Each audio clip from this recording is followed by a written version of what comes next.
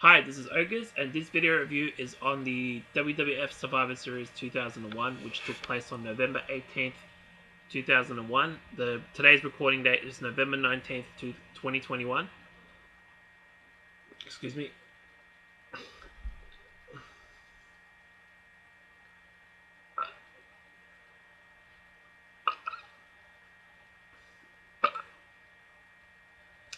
Excuse me for that. Sorry about that.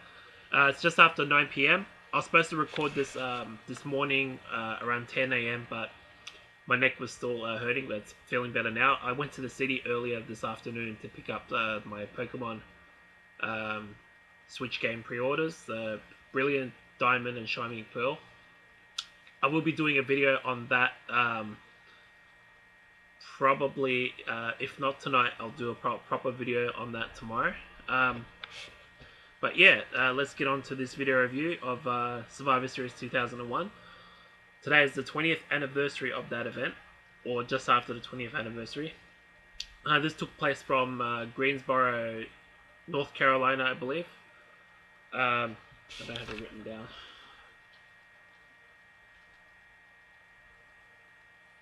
Live from...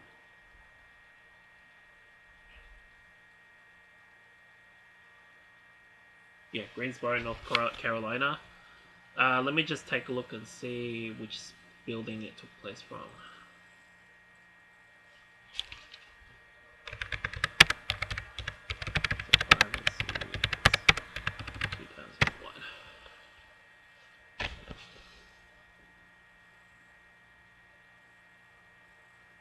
Okay, Greensboro Coliseum. And the tagline was winner take all. The buy rate was 450,000. Excuse me. And the attendance was 10,142. So, took place from the Greensboro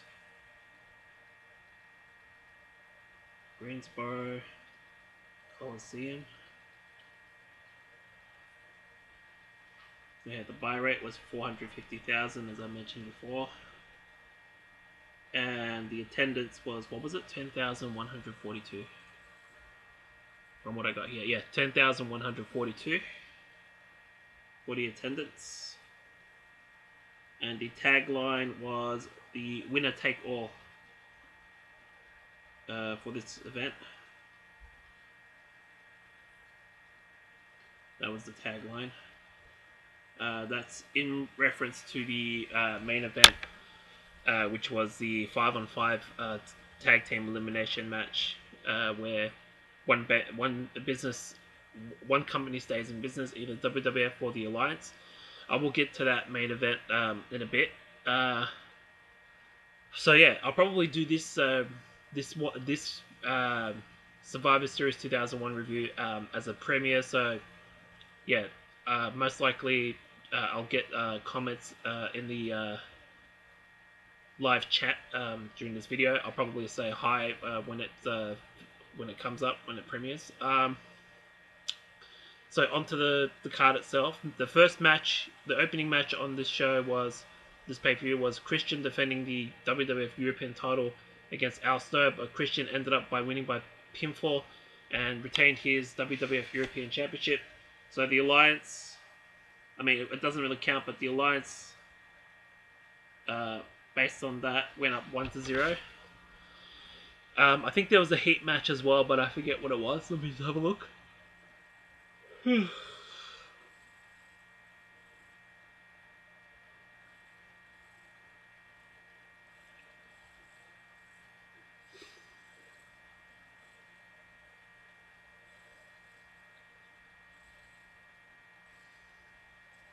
Alright, let me just check Wikipedia.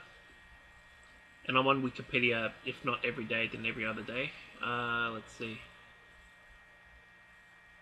And as you can see, yeah, I've got a new haircut as well.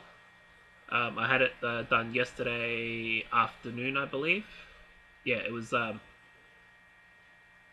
1 o'clock yesterday when it was finished, so that was almost 24 hours ago, about 20 hours ago now. Let me see.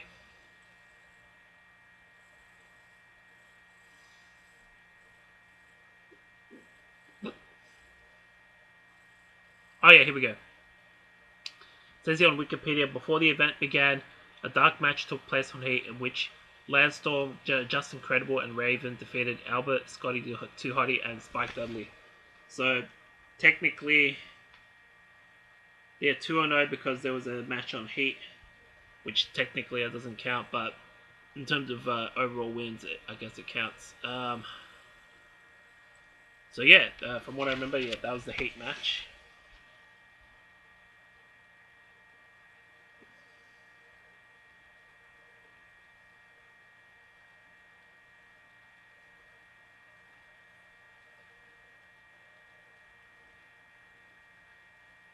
Just writing that down. There's a promo backstage. The Alliance doubts Stone Cold Steve Austin. Another promo backstage. Mr. McMahon is confident in his team.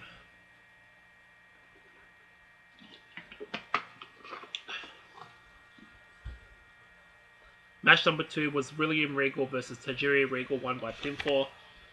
So now the Alliance is up. I guess technically it would be 3-0 at this point, if you include the match on Heat. Then there's a promo backstage after the match. Test looks forward to his unification match. Then there's an interview backstage. Edge discusses his job security. Match number 3 was Test, the WWF Intercontinental Champion, versus Edge, who was the WCW US Champion, in a title unification match. But Edge ended up winning by pinfall and became the unified champion. So he became the new WWF Intercontinental Champion. So that means the Alliance lost the match there, which means one sec.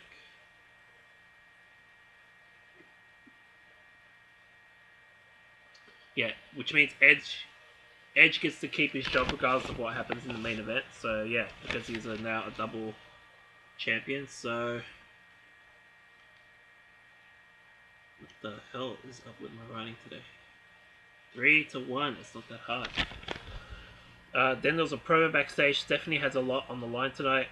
Another promo backstage. Lita is worried about Matt Hardy. That leads into this match, which was a very important match. An historic match. It was match number 4. The Dudleys, who were the WCW Tag Team Champions, versus the Hardy Boys, the WWF Tag Team Champions, in a tag title steel cage unification match. Stacy Cleveland was with the Dudleys at ringside. Outside the cage, that is. Wow. Oh, there it is. Whew, I think I got that out of my system. But yeah, Jeff Hardy made a mistake after Max got out of the cage. He hit the Swanton Bomb off the top.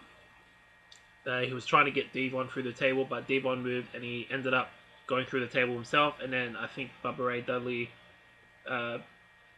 pinned Jeff Hardy, or Devon did, and the Dudleys became the unified tag team champions, so they won the WWF tag team titles, which means the Alliance is now up 4-1. So actually, the Alliance is having a very good night so far on this night. And then, which I believe, they made a mistake. Mr. McMahon, it was probably one of his biggest mistakes, was ending the invasion really early. I think I said this in the last few weeks, over the last few weeks, I mentioned that the invasion should have continued up until WrestleMania 18, when Ric Flair NWO came in. They could have brought in, who else? Sting, if they didn't, feel like burying him. But it was all about egos and politics at the time, so it probably wouldn't have happened. But yeah, the time to end the invasion, I think, should have been at WrestleMania 18. Because NWO came in then following year anyway, and then you had who else came in? Ric Flair came in just after this event, and I will cover the Raw after Survivor Series tomorrow. So let's see, where are we now? There was a promo. Commissioner Foley is pulling for Team WWF. Sorry about that, my nose is blocked.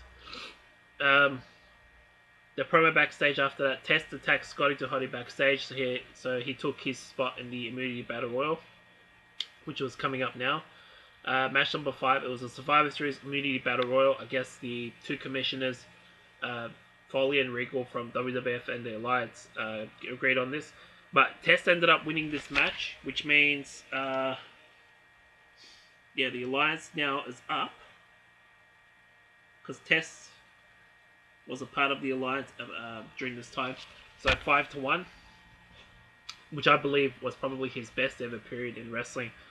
Because other than that, the match against, I guess, The Undertaker the following year, SummerSlam, and then the Un-American things, stuff he did. Un-Americans, yeah, I think that was the only memorable stuff he did when he was in WWE after this. Let me see. That and I guess the King of the Ring stuff. But I'll probably I'll cover that in the next 6-7 months. Promo backstage, Shane McMahon believes in Stone Cold. Match number 6, which was a semi-main event, was the WWF Women's Championship 6-pack challenge. So they brought back the WWF Women's Championship. It was inactive for, I believe, almost 6 months to this point. So they brought it back after almost 6 months of being inactive. It was Trish versus Jacqueline versus Lita versus Ivory versus Miley Molly versus a surprise entrant, and it turned out to be Jazz, who was in ECW before this the whole invasion thing started. Hold on. That's really random. Shut up. Yeah, so Trish ended up winning by pinfall after she pinned Ivory. So the WWF got a rare victory there. So 5-2. Including the Edge winning the WWF IC title, becoming a double champion. So that means Trish's job was safe regardless of what happened. In the main event that is about to come up in a minute.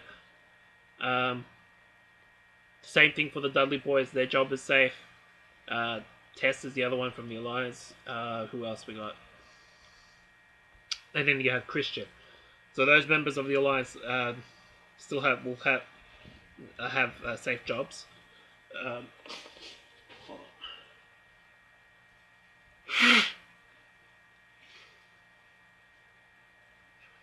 One of those days. Okay, there we go.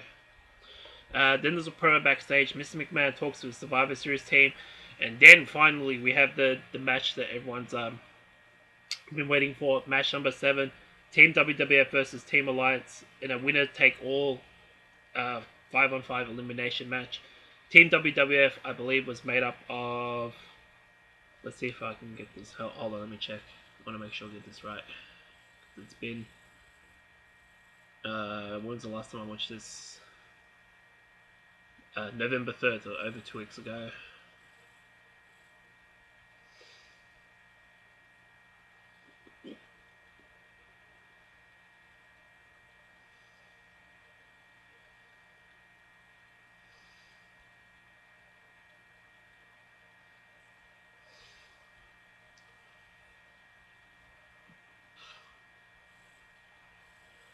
Yeah, the main event itself was around 45 minutes, so it was very, very long. Everything else was average in terms of the time given, except for the double unification matches. They were given between 10 to 15 minutes each. Everything else was between, 4 to 8 minutes, I believe. Now, the Community Battle Royal itself was only about 7 or 8 minutes, but let me just find the main event. Here it is. So Team WWF was made up of The Rock, Chris Jericho, The Undertaker, Kane, and Big Show.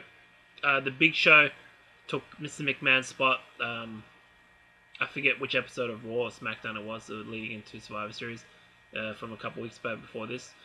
They went up against the Alliance, which was made up of Stone Cold Steve Austin, Rob Van Dam, Kurt Angle, Booker T, and Shane McMahon. Now, I don't have the eliminations written down, but I'll just give you the final 4 of what happened. I believe it was Stone Cold and Kurt Angle from the Alliance against the Rock and Chris Jericho. Those were the final four. Let's see.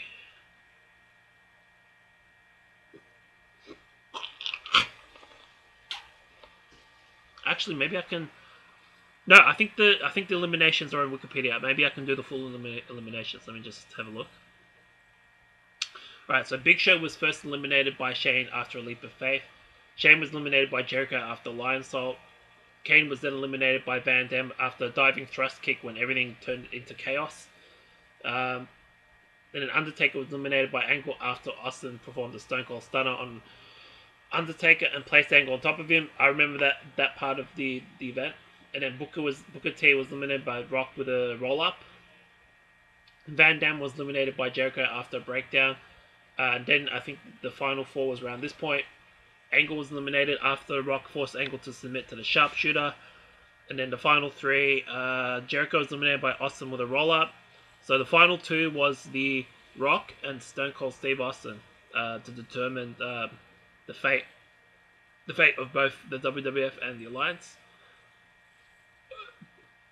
Not again.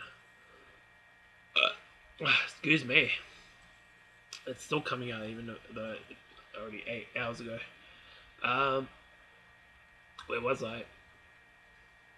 Oh yeah, here. Jericho attacked Rock with a breakdown and Austin pinned Rock for a near fall. Austin applied the sharpshooter on Rock. Hold on a second.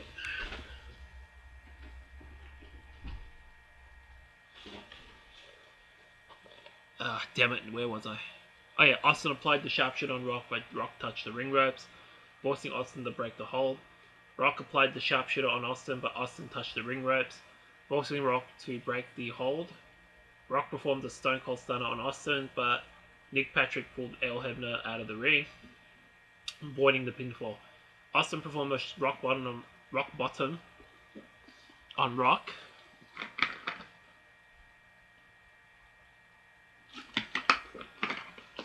For a near fall. Rock attempted a rock bottom but Austin, but Austin reversed it and performed a Stone Cold Stunner on Rock. But the referee was still out while Austin tried to revive Hebner. Angle returned and hit Austin with the WWF Championship belt. He basically, he just hit him with it.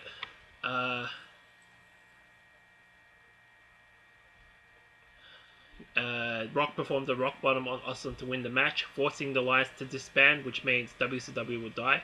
ECW was technically already dead, but they also died as well. After the match, Vince McMahon appeared on the entrance ramp, and I guess he celebrated with The Rock, or he celebrated while The Rock looked at him. He had his arms up in the air like that at the end, and Austin couldn't believe what happened. So yeah, in terms of wins, technically the Alliance won on this night, but since it was a winner-take-all stipulation, so the WWF won this anyway.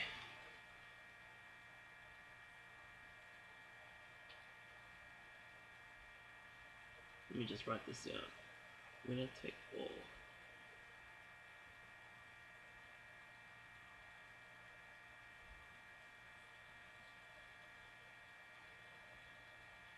I'm still recording!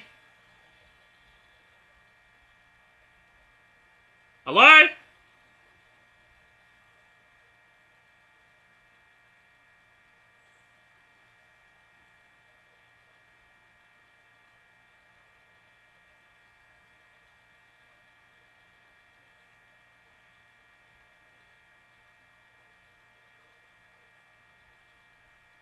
Hold on a second, guys.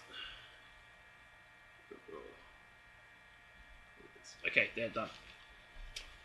So yeah, that's it for that video review on the 2001 Survivor Series. I'll be recording for how long now?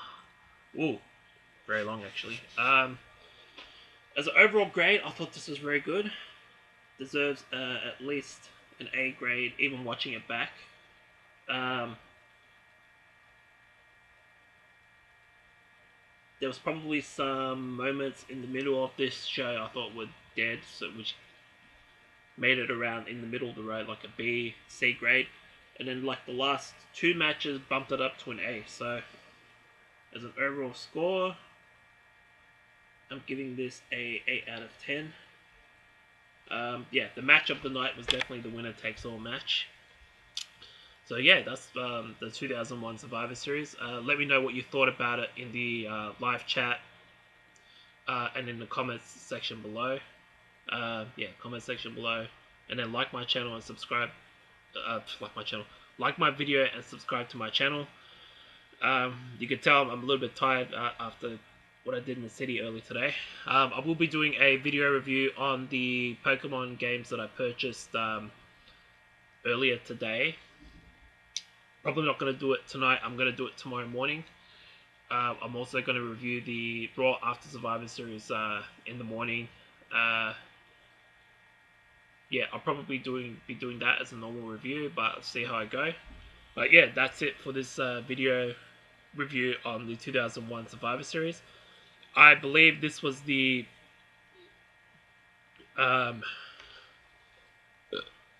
excuse me. This is my favorite Survivor Series event, other than 2002, the following year. But this was my favorite overall WWF Survivor Series. I mean, there are other better ones, like I think the 98 Survivor Series was memorable. 99 had some debuts on there, but I think overall, as an overall Survivor Series, I think 2001 is my favorite. Obviously, in terms of WWE, 2002 would obviously beat this one, but yeah, I will get. I believe yesterday or today. No, yesterday was the 20th anniversary of the 2002 Survivor Series, by the way. So yeah. Let me know if I should do a review on the 2002 Survivor Series. I've always wanted to do that one. I will be doing some NXT Takeover reviews over the weekend. I'm probably going to do finish off the 2015 ones, and then there's one from 2019. But yeah, that's... Oh, and I've got to watch NXT 2.0. I haven't watched that yet, so that will be for tomorrow as well. So I'll be doing, I think, 3 videos tomorrow, so that's going to be a lot. So yeah, this has been Okus. Peace out.